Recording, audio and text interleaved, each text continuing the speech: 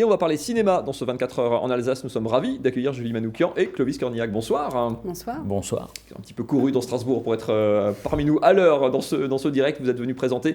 C'est une avant-première à l'UGC Ciné Cité ce soir de Strasbourg, le film Les Vétos. Si vous êtes dans le secteur, si vous courez très vite comme eux, vous pouvez peut-être encore y être. C'est ce soir. Ils sont pour l'instant posés chez nous. Julie Manoukian, c'est votre premier film. Comment ça se passe une promo? C'est toujours un peu la course quand c'est un premier long métrage comme ça. C'est la fin de l'aventure. Mais... Vous avez une épaule expérimentée à vos côtés. Déjà oui. Alors voilà, et un fort bon camarade pour partager ces moments-là. C'est beaucoup de joie pour moi pour l'instant. Voilà, ce début de promo. On a du public aux avant-premières, donc c'est très très émouvant pour moi, pour nous. Les gens ont l'air d'apprécier le film, donc c'est la fin joyeuse d'une aventure qu'il a été depuis le début. Clovis Cornillac, c'est toujours un exercice un peu particulier de venir présenter, défendre entre guillemets un film, sachant qu'il y a forcément un décalage entre le tournage et puis le moment où vous êtes là ce soir devant les spectateurs. Non, c'est pas particulier. Ça fait partie maintenant, depuis plusieurs années, maintenant une vingtaine d'années, on est très sollicité pour accompagner les films, ce qui n'était pas le cas quand j'ai commencé.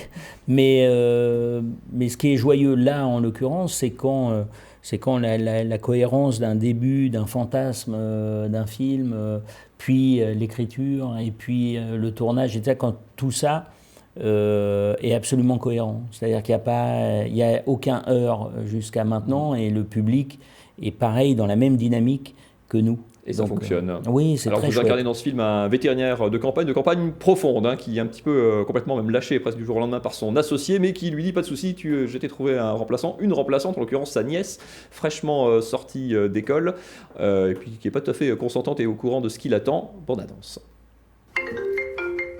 Allô Michel? Qu'est-ce qui se passe? Il a que moi comme famille, je peux pas le laisser tout seul. Mais c'est où ton bled? Dans le Morvan. Mes amis, je vous demande d'accueillir ma nièce unique et merveilleuse qui vient prendre ma place à la clinique. C'est quoi ces conneries, Michel? Oh, t'es trop jeune pour être vétérinaire. Ah mais je suis pas véto, je suis chercheuse. Nicolas, je suis l'associé de votre oncle. Moi, ça fait 5 ans que je cherche la relève. Jusqu'à 40 km, c'est notre territoire. Tout seul, j'ai aucune chance. Ma vie, elle est pas ici. Bon, maintenant, si tu préfères attendre une autre voiture, libre à toi. Mais sache quand même que là, on doit être à peu près au maximum du trafic. Tu vois bien qu'elle a pas les épaules. Sortie majeure de sa promo. Il est dépressif, votre chien. Dépressif? Mais de quel droit? Quelle idée aussi, une femme veto. Tu sais que 80% des étudiants veto, c'est des femmes. Eh ben, on n'est pas sorti de la semoule. Voilà! Vous savez pas ce qu'elle m'a dit? Que si la vieillesse c'était une maladie, moi j'étais bonne pour me faire piquer la prochaine fois que j'avais un lumbago. C'est à qui? Oui, mais non, en fait, ça va, moi j'ai le temps, je suis pas pressé. J'en ai marre de réparer toutes tes conneries. Je vais pas y arriver. Je sais que tu vas y arriver. Ma stagiaire est prête? On fait quoi aujourd'hui? On suture, on plâtre, on défibrille? Ce métier, il est ni facile, ni prestigieux, ni bien payé. On soigne leurs compagnons, leurs amis, leurs gagne-pain. Les enfants qu'ils n'ont pas eus, les époux qu'ils ont perdus. Alors on les écoute et on les rassure. Mais je suis pas psy, moi. Si, ça fait partie du boulot. C'est reparti.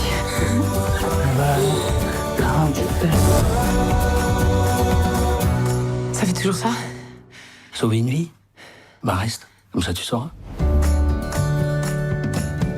Alors la bande-annonce est très bien faite dans le sens où Julie Manoukian, on rit beaucoup, ce qui est vrai dans le film, il y a aussi un vrai problème de fond.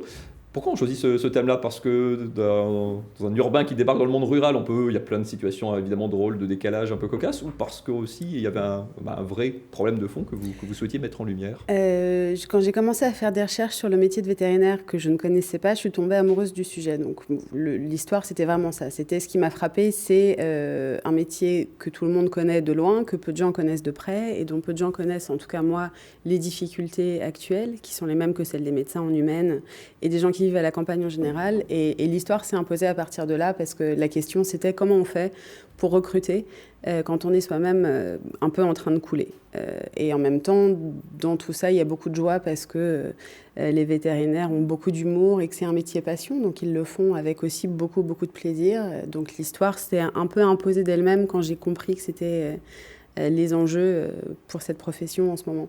Justement, qui dit vétérinaire dit animaux. Pour ce premier film, c'était pas trop compliqué justement de tourner avec des animaux, de se rajouter cette difficulté supplémentaire peut-être? Pas tant que ça, pas autant que je l'avais craint en tout cas. On avait bossé en amont avec la dresseuse Muriel Beck pour être sûr que j'avais pas écrit des choses qu'on pourrait pas faire. Et puis, comme me l'a fait remarquer Clovis, les animaux étaient à leur place dans l'histoire. C'est-à-dire que c'est des animaux qui sont des animaux de compagnie ou de rente, mais auxquels on ne demande pas de faire des choses extraordinaires ou incongrues. Donc voilà, Muriel a pu les préparer, à part le chien de chasse qui nous en a fait voir, parce que c'était pas un comédien.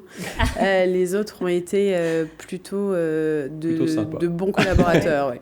Clovis, vous avez échappé à la scène du vélage, qui est une vraie scène en fait, mais qui est l'accouchement est fait, enfin le vélage est fait par Noémie Schmidt, votre partenaire dans le film. Mais vous étiez présent, c'est une vraie naissance, c'est une expérience aussi quelque part. J'étais pas présent le jour où ils l'ont fait, mais c'est vrai que c'est des moments qui sont très chouettes à vivre, à faire. Donc c'était une expérience qu'ils ont vécue et qui les a et qui va les enrichir avec le temps. Ça fait partie des expériences où nous, les acteurs, on a cette chance-là. À certains moments, on peut faire des choses.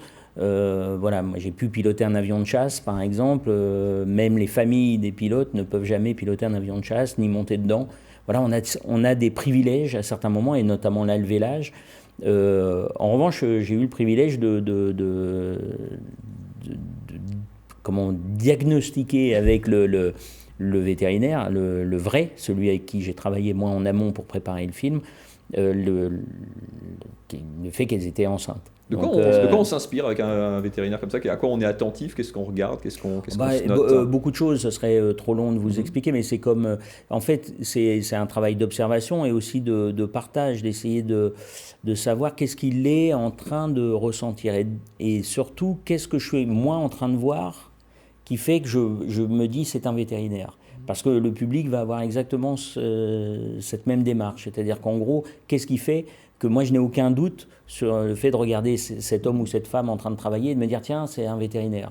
À partir de ce moment-là, tu vas aller choper des choses. Moi je trouve que souvent les métiers, c'est une manière de regarder, c'est une manière de se déplacer, de toucher et de se déplacer dans l'environnement et d'avoir des regards. C'est-à-dire qu'il y a des regards professionnels qui sont... c'est comme si ça fait longtemps, en fait. Il y a plein de choses que tu sais. Donc, tu n'es plus en train de dire...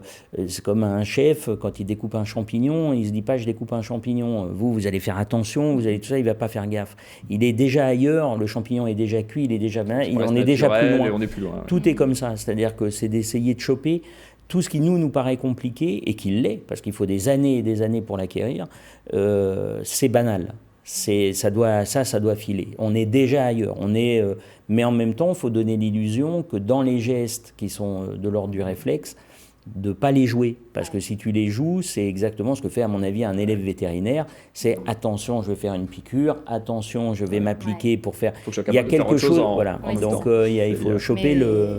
Ouais. Vous avez ce rôle de veto, mais vous avez aussi ce rôle de père dans le film. Et d'ailleurs, vos enfants dans le film vous mettent un peu la vie dure. Ça a dû être une franche partie de rigolade parce qu'ils étaient complètement fous, ces enfants. C'est rarement la franche partie de rigolade. Non, ils étaient adorables. C'est vraiment des enfants adorables.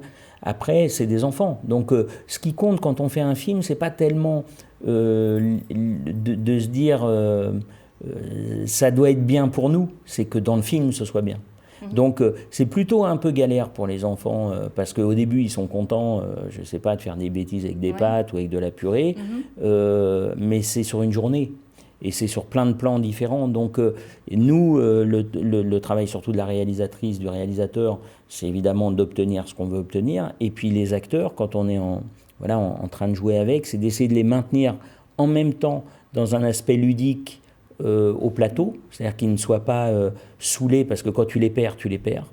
Là, c'est votre expérience qui est précieuse aussi. Juste parce que le temps tourne très rapidement, votre personnage dit à un moment, on le voit dans la bande-annonce, je crois d'ailleurs, le vétérinaire, il explique qu'on soigne leurs amis, leur gagne-pain.